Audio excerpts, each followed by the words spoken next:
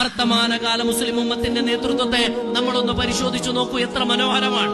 സയ്യിദുൽ ഉലമ ജിഫ്രി മുത്തുക്കോയ തങ്ങള് അല്ലാഹു ആഫിയത്തുള്ള ദീർഘായുസ് നൽകുമാറാകട്ടെ. ഉശിരുള്ള ഒരു നേതൃത്വമായി, അഭിമാനകരമായ ഒരു നേതൃത്വമായി, ഈ സമുദായത്തിന്റെ ഇസ്സത്തിന്റെ ഒരു കാവൽഭടനായിട്ട് സമുദായത്തിന്റെ മുമ്പിൽ നിൽക്കുമ്പോ ഒരു ഭാഗത്ത് സയ്യിദുൽ ഉലമ ജിഫ്രി മുത്തുക്കോയ തങ്ങളും മറുഭാഗത്ത് മഹാനായ സയ്യിദുൽ ഉമ്മ പാണക്കാട് സയ്യിദ് സ്വാദിഖ് അലി ശിഹാബ് തങ്ങൾ നിലകൊള്ളുമ്പോ ഈ നേതൃത്വം നൽകുന്ന മനോഹരമായ ഒരു സന്ദേശമുണ്ട്.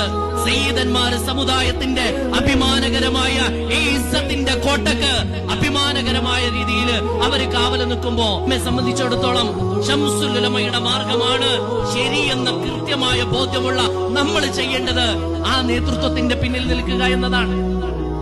നേതാക്കളെക്കാളും വലിയ നേതാവാകാനും നേതൃത്വത്തെക്കാളും വലിയ ശബ്ദമാകാനും നമ്മൾ ശ്രമിക്കാതിരുന്നാൽ ഉമ്മത്ത് 100 വർഷം കൊണ്ട് നേടിയെടുത്ത ഇസ്സത്ത് നിലനിർത്താൻ നമുക്ക് സാധിക്കുമെന്ന കാര്യത്തിൽ ഒരു സംശയവുമില്ല.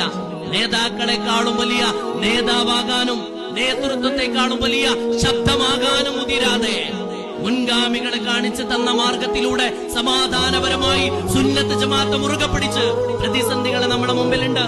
നമ്മൾ ചർച്ച ചെയ്യേണ്ട വിഷയങ്ങളുണ്ട്. ഞാൻ നീട്ടിപ്പോവല്ല. ഇവിടെ ഖതീബ് ഉസ്താദ് പറഞ്ഞു വഖഫ് സംബന്ധമായിട്ട്